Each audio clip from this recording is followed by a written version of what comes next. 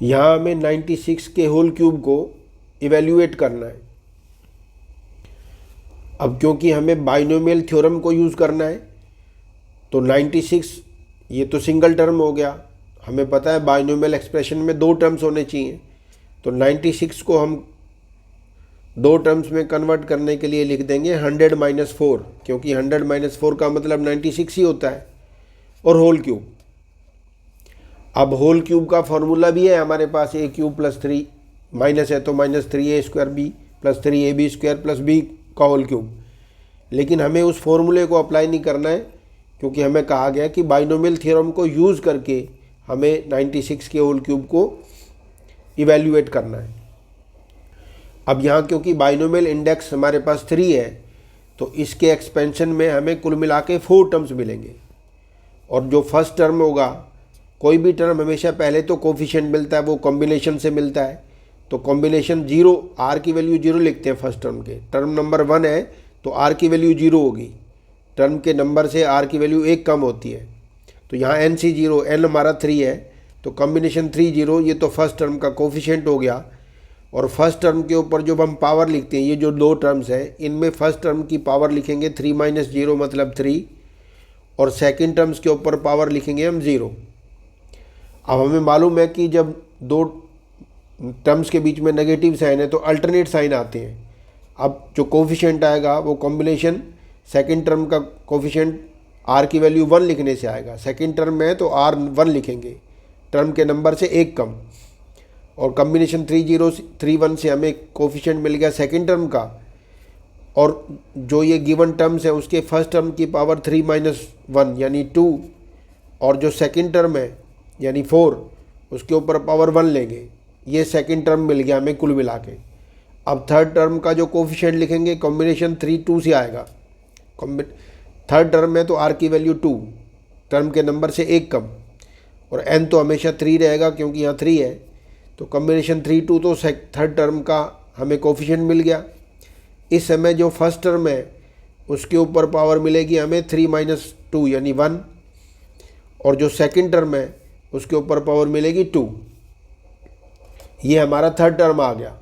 अब आखिरी टर्म इसका फोर्थ टर्म होगा, तो अल्टरनेट साइन की वजह से हम जो फोर्थ टर्म का कोफिशिएंट लिखेंगे वो लिखेंगे कॉम्बिनेशन 3 3, NCN होता है, आखिरी टर्म होता है NCN यानी 3 कॉम्बिनेशन 3 3, और फर्स्ट टर्म के ऊपर पावर जो आएगी, फर्स्ट टर्म मतलब ये जो फर्स्ट टर्म है इसके ऊपर पावर आएगी 3 - 3 यानी 0, और जो सेकंड टर्म हमें गिवन है बाइनोमियल एक्सप्रेशन में उसकी पावर आएगी 3। तो कुल मिला के हर टर्म की पावर 3 ही बननी चाहिए, 3 और 0 का समेशन 3, 2 और 1 मिलकर भी 3 बनते हैं, 1 और 2 मिलकर भी 3, और 0 और 3 मिलकर भी 3। फर्स्ट टर्म और सेकंड टर्म जो गिवन एक्सप्रेशन के टर्म्स हैं उनकी हर टर्म में पावर जो हम देते हैं उनका समेशन हमेशा इस n के इक्वल होता है।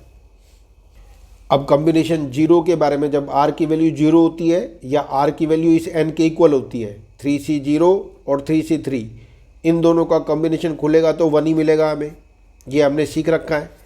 और 100 की पावर होल क्यूब का मतलब ये जो जीरोज़ हैं वो ट्रिपल हो जाएंगी, यानी 2 0 हैं तो 6 0 लग जाएंगी, 2 4 और ये 6, और 4 के ऊपर किसी भी टर्म के ऊपर 0 पावर का मतलब तो 1 होता ही है, और कॉम्बिनेशन 3 1 का मतलब 3 ही होता है जब यहाँ r की वैल्यू 1 हो या r की वैल्यू इससे 1 कम हो, जैसे 3C2 है, तो जब r की वैल्यू इस n से 1 कम है तो इसका आंसर भी 3, और जब r की वैल्यू 1 है तो इसका आंसर भी 3।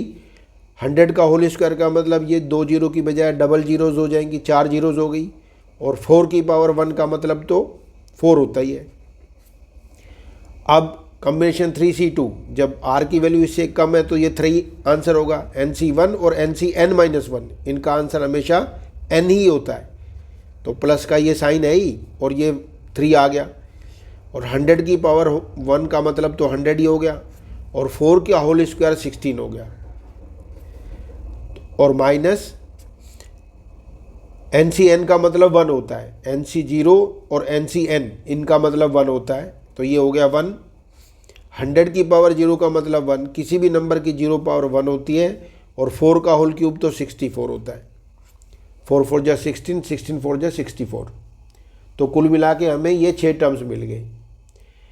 अभी हमने पॉजिटिव टर्म्स हमारे पास फर्स्ट और थर्ड है, इन दो टर्म्स का समेशन अलग करना है, और ये जो नेगेटिव टर्म्स हैं इनका समेशन अलग करना है।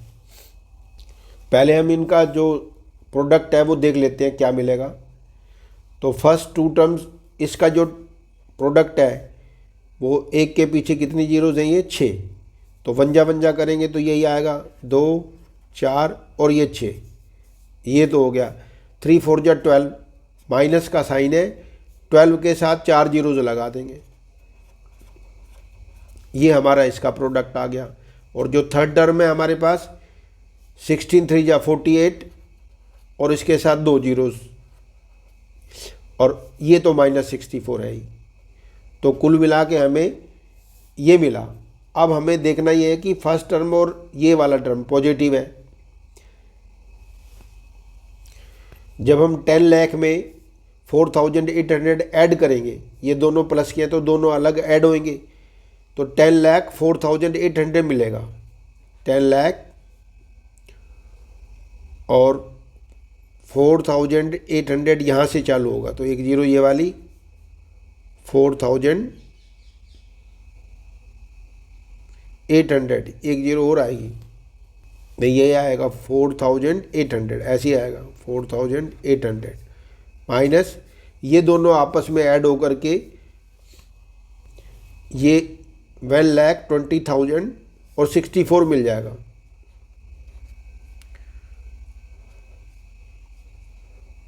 इस तरह से मिलेगा, ये 1,20,000 64 हो गया। अब इन दोनों को सब्ट्रैक्ट कर देंगे, और इन दोनों को सब्ट्रैक्ट करने पे हमें मिलेगा 8,84,736, ये माइनस करके हमें ये रिजल्ट मिला। तो ये जो क्वेश्चन नंबर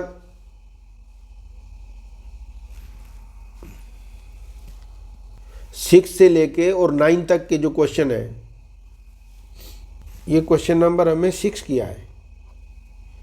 6 क्वेश्चन से लेके और 9th क्वेश्चन तक जो स्केलर क्वांटिटी के ऊपर क्यूब, 4 पावर या 5 पावर या 6 पावर गिवन है, वो बाइनोमियल थ्योरम को यूज़ करके इसी तरह से एक्सपेंड होंगे। जब 2 नंबर के बीच में नेगेटिव साइन होता है तो इस तरह से ऑल्टरनेट साइन हम यूज़ करते हैं, पॉजिटिव नेगेटिव पॉजिटिव नेगेटिव।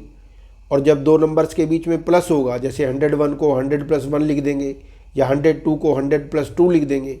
इस तरह से जब प्लस का साइन होगा तो हर एक टर्म जो है पॉजिटिव मिलेगा। जब हर टर्म पॉजिटिव है तो यहाँ पर सभी टर्म्स आपस में ऐड होकर के जो आंसर मिलेगा सीधा ऐड हो जाएगा।